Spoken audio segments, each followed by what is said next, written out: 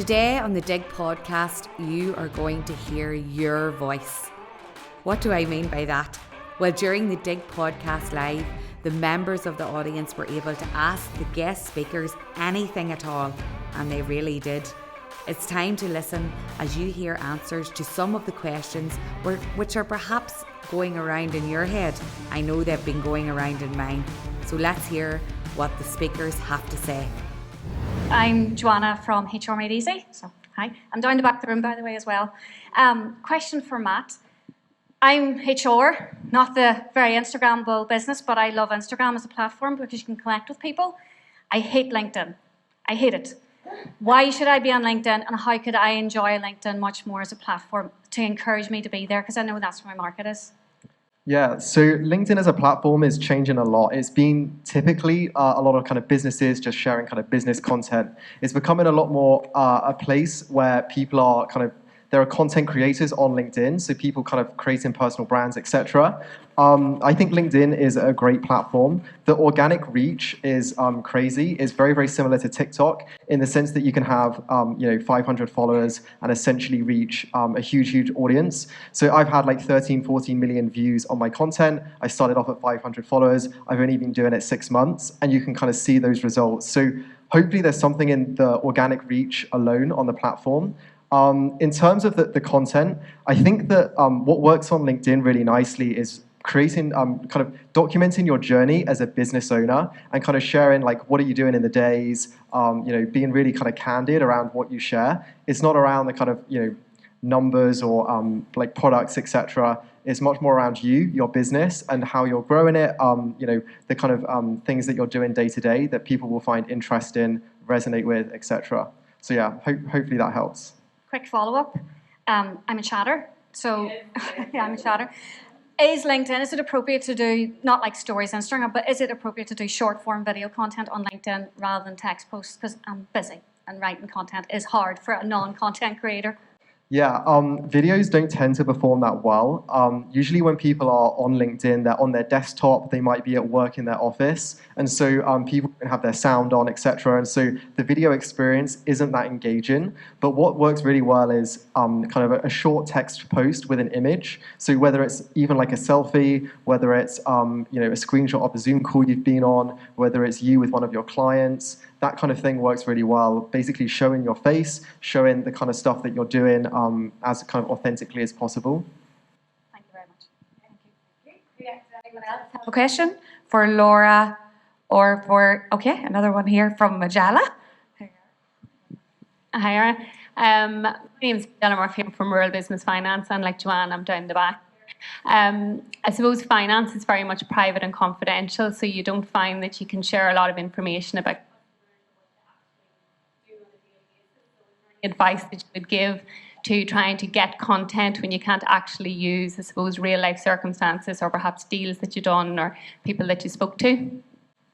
I guess there is an element of just still trying to make your content fun.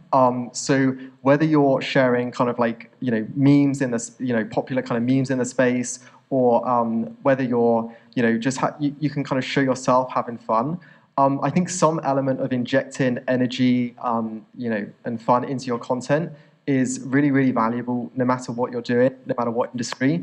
And so whether it's kind of coming at it from a slightly different perspective to kind of sharing more kind of client stories, etc. I think that like it's still really important to have fun with it and to inject as much fun as possible into your kind of brand and with your content. Thank you.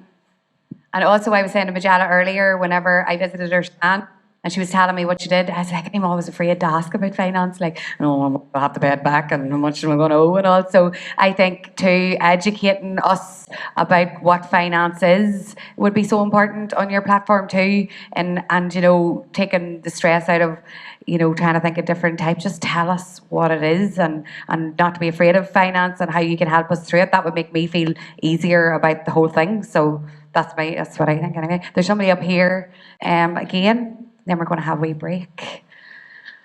Who's somebody looking to talk? Oh yes, here you are. Hi, my question's for Laura. My name is Neve and I'm a Facebook ad specialist, but I love that you were talking about influencer marketing and actually tying in together like the actual conversions part of it, because I think we focus so much on reach and numbers and not the actual conversions and sales. So I love that. But my question is, what is like the best advice or tips that you can give for business owners when they're reaching out to influencers, or any like difficult things that you learned that you could maybe pass on to us? Yeah. Like, this is such an important question, and I should have covered that, to be honest, because this is something I always tell friends of mine or anybody else who I'm chatting to or in the same experience through social media. It's so important to connect. Like, don't just...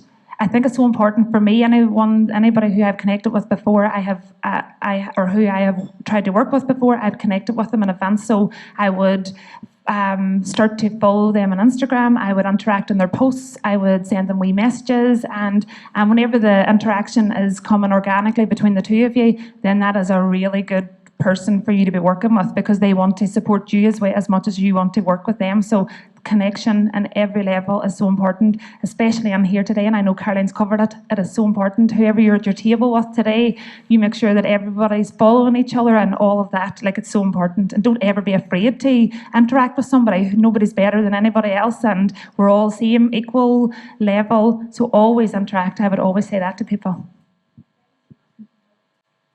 Anyone else, just before we take a break? Anybody else with a question? Yeah, another one. So I'm Katrina, I'm the founder of CT Digital. Just one question, kind of putting the two views up against each other, I suppose. If you only had one option for your business, either to produce content for yourself or to get influencers to produce content for your business, which one would you prioritise? Well, I'll go first because I have the mic in my hand. I always like to go first, to speak first. Anyway, I would do it myself, because I found that... So for me, especially starting from Bumble and Bee, there was no Instagram page there before when I took over that business. It was an existing business, but they had no Instagram, and people love to buy off people. So if I'm on there and I'm selling my product, or even if I'm not selling my product and I'm showing the mad house that I leave in the morning and everything that goes with it, it makes people feel normal. They come into the shop and they say, "Oh, I'm so glad, Laura, I seen your house like that last night." And sometimes you don't want to post it, you be affronted with the state of the house, but it makes everybody feel normal. And for me, that would, if I had no budget and no influencers, wouldn't work with, even though I would rather just keep doing what I'm doing than try and look for that. Yeah, I completely agree. I think building like a personal brand through organic content is the best way. The kind of organic reach on certain platforms is crazy, and so trying to like lean into that and kind of create for where you can get that organic reach. So like Instagram Reels, TikTok, LinkedIn posts, etc. That's going to result in kind of huge benefits that are going to come like direct to you as a result, as like partly to the influencer as well. Okay, so just have time for one more actually, if anybody has any.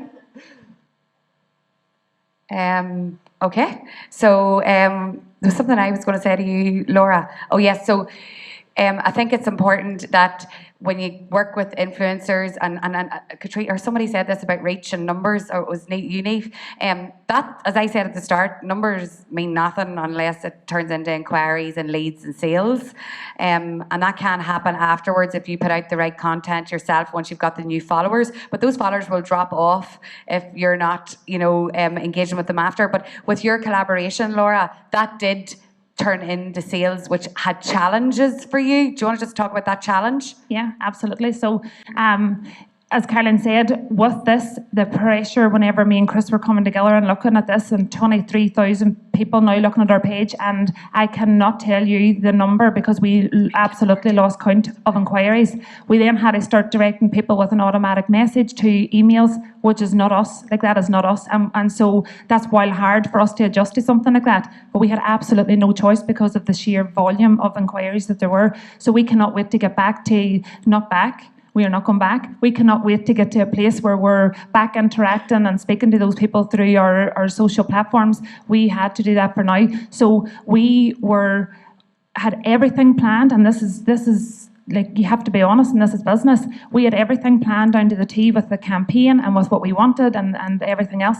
We had not planned for this amount of inquiries. We're a team of 6, and for us, for a new start business, taking out the 2 years, like that's a good team, and they're hard workers. But I can tell you, we have been working to 2 and 3 in the morning. Everybody, the staff and all, like they do it off their own back. They're just so great. But so there's loads of challenges come with that, and they're getting tired now, and there's a lot of challenges. So there's always something to come. There's always something else to challenge you after it. Just don't be afraid of it. Like, I was a wee bit afraid of it for a few days, but we're starting to get to the other side of it. So there is absolutely always challenges. But the thing that I do, and I've always done, I ask the question. I ask somebody else. If it's Caroline or friends of mine, I just say, what would you do if this was you? Have you any advice at what I could do here? Because this is, like, I cannot think for myself here right now. So just always ask that question as well. Ask the people around you, and it's always good to get somebody else's input. But yes, what comes with it is definitely challenges. Yeah. Okay, thank you so much. We're going to give a round of applause for them coming back up on the stage. It means so much to me to have a partner for the podcast which has the same values and mission as me, and that's definitely the case for our partner Evolve. I want you to listen to their mission and how they can help you grow as an entrepreneur. Evolve is a community for female entrepreneurs and leaders across the island of Ireland that has been created and funded by Taurus's Enterprises, who believe passionately in business for good. Evolve's mission is to enable you to step into your power and realise your full potential by inspiring you, educating, connecting.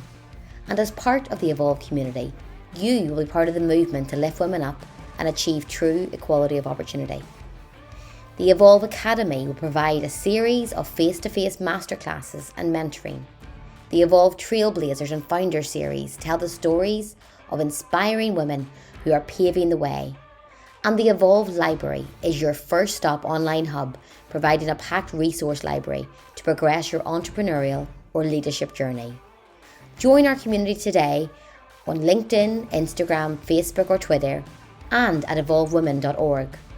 Applications are now open for the very first intake of the Evolve Academy.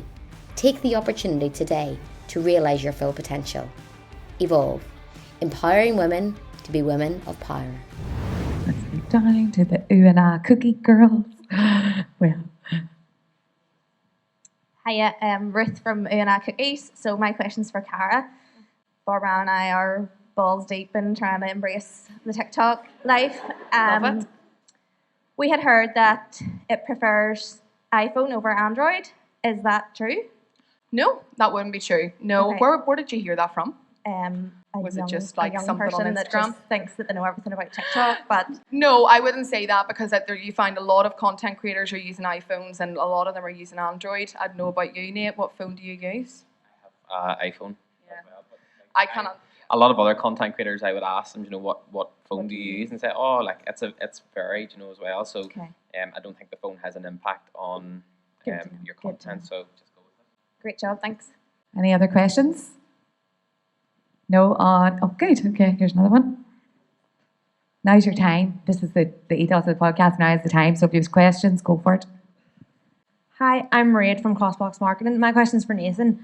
Are you quite particular about what you put up on your Instagram stories? So a lot of your content is going to be images and reels of what you're making, but are you would you be particular about what you put on your stories, or if other businesses ask you to share things in your stories, would you be a bit oh, I don't know if I want to post that or not? Yeah, no, I am very particular about what I post. I don't want my Instagram grid to be like the TK Maxx version of Instagram. I want to be very specific. I don't want it to be everything. You have to be very strategic, and it's okay to say no as well. There's brands that have asked me to work with them, and I'm like, that's a wee bit. It's it's not going to land or resonate with my followers. So you're a great company, and I would love to work with you, but it's just not right for me. So I am very selective about what I put on my grid, and you should be that's my opinion, but you might. Yeah, I would find the same working with a lot of influencers. You're not going to reach out to an influencer that's in fashion and ask them to promote a baby product, so you need to just think about the influencer. You're going to be posting food content, so, a brand that's maybe in lifestyle wanting you to promote, sport products, that's not going to work. So, again, sticking with your niche. So. Hey folks, Joe, Intuitive Mama Coach. I just was wondering, is there any particular strategy in terms of posts versus stories versus reels, or how they kind of complement each other probably? So I think your reels do complement your story. So like if I created a reel, I would share it to my story, because not all the time your reel will come up on someone's when they're scrolling, but if they see it on your stories, there's the chance that they will see it. As well as that, so say for example, if my stories are watched by 100,000, automatically that reel, without anybody watching that reel or interacting with it, that reel has 100,000 views, and then people's going to click on it again, and it doubles. It's a domino effect. So I think always sharing your reels is very, very important. I share mine to my story, so definitely. Yeah, like I know from a client perspective, when I'm shared, let's say I've got an influencer collab that's uploaded a reel, what I'll do is I'll share that reel to stories, but then I'll share a photo of the recipe, for example, with a link to drive traffic to the website. There always needs to be a purpose to story content, in my opinion, so there needs to be some form of call to action, whether it's in the description of your reel or in your story. So what exactly do you want to do? Do you want people to follow you for more content that's relevant to what you shared, or do you want to drive traffic to the website, So think about it from that way. Thank you. As always, thank you so much for joining me on the Digg Podcast. It's my absolute privilege to speak to thousands of you each week. If you want to connect and become part of the Digg community, then follow Digg for Success on social media or sign up to our email list on diggforsuccess.com. Until next week, just remember, this is your time to drive your business forward.